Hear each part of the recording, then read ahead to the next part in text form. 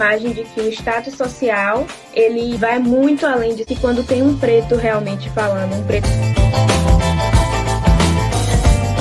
Oi, gente, tudo bom? Meu nome é Monique, eu sou do interior da Bahia, de São Miguel das Matas, tenho 21 anos, sou mulher preta, nordestina, feminista e para mim é ótimo vir aqui falar hoje sobre isso, ótimo entre aspas, né? Porque é cansativo, a gente ainda está falando sobre racismo nos dias de hoje, não era para existir, mas enquanto o racismo existir, a gente precisa falar dele. Então, Monique, eu queria saber de tu o que é racismo, né? E Uhum. explicar um pouco isso, porque, como eu mesmo falei antes, muita gente tem alguns comentários racistas ainda, inclusive eu ainda posso ter, e não sabem. Então, a construção, eu acredito que a construção da sociedade brasileira já explica o racismo por si só, já é racista por si só, porque foi um processo baseado na objetificação de pessoas, na submissão, quando pessoas são arrancadas dos seus países de origem, obrigadas a abandonar suas culturas, sua ancestralidade e viver da maneira mais desumana possível. E isso durou por todo o período da escravidão, né? E aí, quando o povo preto, que passa pelo processo da abolição, né? Passa pela abolição, que a gente sabe que não foi também um ato heróico nem de bondade do povo, da elite branca, do colonizador. Ele passa pela abolição. E aí ele é o ex-escravizado agora. E ele vai se reiterar na sociedade. Ele não passou pelo processo de inclusão. Ele não teve oportunidades, ele não teve para onde ir, ele não teve uma educação básica de qualidade. E aí a gente vê todo o contexto histórico que a gente se insere e por que o racismo ele dura até hoje. Porque pela falta de oportunidades mesmo, né? O povo preto, os ex-escravizados, eles tiveram que retornar para o que eles passavam antes. Então, a gente chama de uma liberdade entre várias aspas, porque aí ele tem que voltar para o trabalho doméstico, ele tem que voltar para o trabalho braçal, e isso abre margem para a elite branca ela dizer que ela legitimar o seu privilégio branco e afastar o povo preto de qualquer direito. Mais uma vez isso acontece e ocorre até hoje, porque que é quando a sociedade ela cria uma imagem de que o status social ele está intimamente relacionado com a cor da pele. Então isso aí torna o racismo ainda mais forte e bem estruturado, né? E a falta de conhecimento também. Das pessoas com relação a esse assunto, né? A falta de interesse de pesquisar sobre o assunto também, isso tudo torna o racismo cada vez mais forte e presente, infelizmente. Eu, como branco, né, devo sim escutar mais. Um exercício que eu estou fazendo é pesquisar mais sobre isso. Pronto, hoje mesmo, eu até nem comentei contigo porque foi agora à tarde. Eu mexendo nas minhas coisas, aí eu achei essa revista daqui, que é de Aventuras na História, que fala de Carolina de Jesus, né, que foi uma escritora negra da favela e, Importantíssimo. né, que, enfim, fez um barulho grande na época. E eu lendo a história dela e como ela sofreu né, o racismo, o preconceito, o abuso de autoridade. Tem uma história dela dizendo que ela foi presa, né, porque ela foi acusada de roubar a igreja. Aí o senhor dos policiais não resolveu, né, porque não tinha sido ela que tinha roubado. Então a mãe também foi presa, levou surra dos policiais também, e depois de um tempo o padre achou esse dinheiro. Infelizmente acontece muito.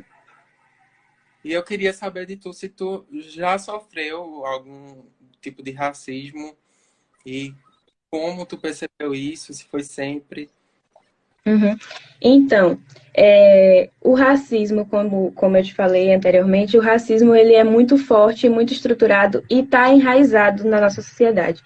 Então, muitas vezes a gente vai passar por episódios e vai deixar para lá, porque nós não fomos ensinados a lidar com o racismo, nós não fomos ensinados a discutir o racismo, nós não fomos ensinados a responder à altura, né? E aí, se tu me perguntasse isso, tipo, há um tempo atrás, eu ia te dizer que não, ou eu ia te dizer que é muito difícil responder. Só que quando a gente se insere num ciclo de amizades em que a discussão do racismo, ou do machismo, ou de qualquer outra dessas lutas, ela é recorrente, a gente percebe que o racismo é muito mais do que o que a gente aprendeu, que a gente aprendeu o básico. A gente aprendeu que o racismo é, tipo, tu ser xingado, tu ser escorraçado de um lugar por causa da cor da tua pele, mas a gente vê que o racismo vai muito além disso aí. O racismo é o olhar torto quando tu chega, o racismo é isso aí que tu falou, de tipo, você olhar à sua volta e ver que o seu ciclo tem poucas pessoas pretas, você vê que no seu trabalho, no curso que você escolheu, tem poucas pessoas pretas, e quando você vê violência policial, é uma forma de racismo, as estatísticas também, o número baixíssimo de jovens pretos ingressando na universidade, o número altíssimo de jovens pretos em penitenciárias, isso tudo é uma forma de racismo. E eu aprendi que o racismo, ele não me toca só quando acontece comigo. Ele pode acontecer de forma indireta. Então, se feriu a um semelhante a mim, me feriu também.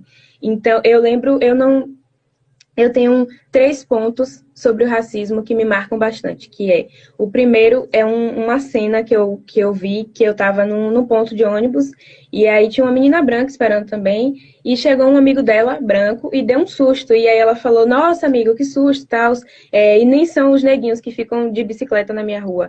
Então, a partir daí a gente percebe que mais uma vez, aquela questão do status social ser ligado à cor da pele, que, tipo, se é preto, é criminoso, se é preto, é favelado, entendeu? É sempre o preto sendo rebaixado. Isso me tocou bastante, eu fiquei bastante incomodada, mas, mais uma vez, aquela questão de você não ser ensinado a lidar com esse tipo de comentário, você não ser ensinado a responder esse tipo de comentário. O outro aconteceu recentemente, que eu estava andando com uma amiga minha em Feira de Santana, e aí na nossa frente estava o pai com um filho de uns 8 ou 9 anos, e ele estava falando para o filho o que ele tinha que fazer se ele fosse abordado pela polícia. E aí o que choca não é um pai tentando ensinar para o seu filho coisas que provavelmente possam acontecer na vida dele da adolescência em diante para a vida adulta.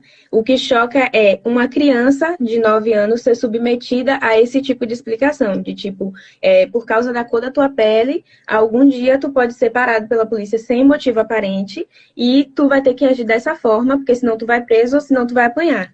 Entende? Isso me chocou de um jeito. Eu fiquei, meu Deus, como é que isso ainda acontece?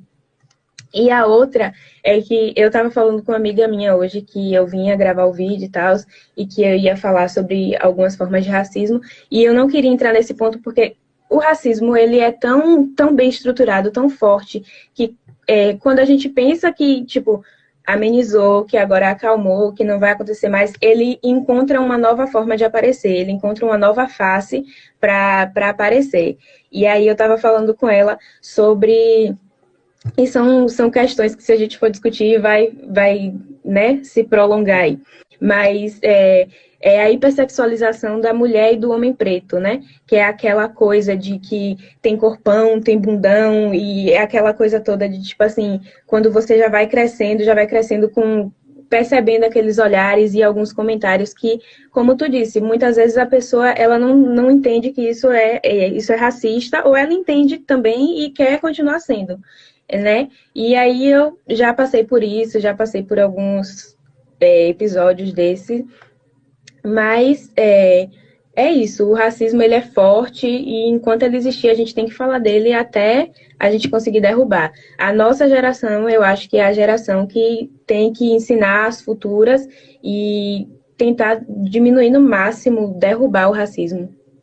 Sim, e isso tem que ser mais discutido, né? Porque Uhum. há receio de falar sobre isso, né? Sobre racismo ou sobre qualquer outro tipo de preconceito. Porque se você está dentro de um padrão de sociedade, você tem, querendo ou não, privilégios por causa disso, você não tem interesse de Exatamente.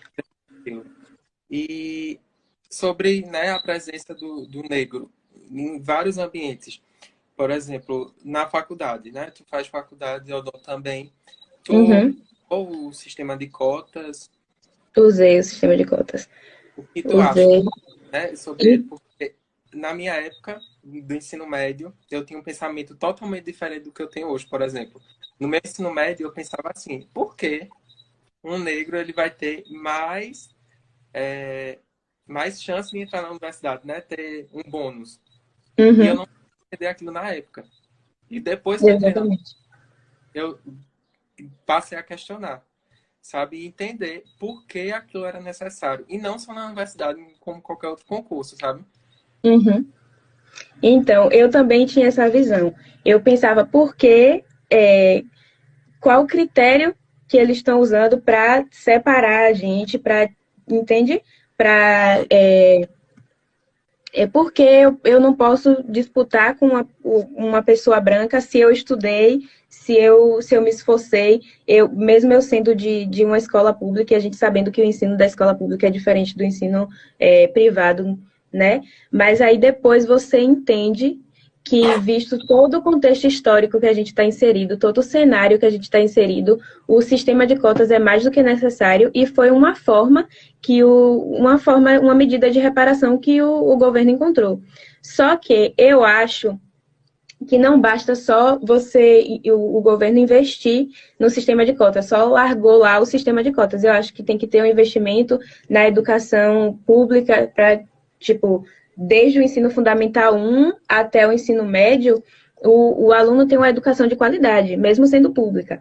Eu tenho visto, tipo, esses dias na internet como tá bem acesa essa questão de discussão de racismo por conta dos episódios que aconteceram. Eu vi muita gente postando que as hashtags que estão levantando são hashtags desnecessárias, inúteis, de tipo levantar, eu sou antirracista, e falar de racismo e vidas pretas importam e tudo mais. Só que o que é que eu penso? Eu penso que é muito importante. A gente tem que falar, se a internet é um meio que a gente encontrou de falar de racismo, a gente tem que falar de racismo na internet.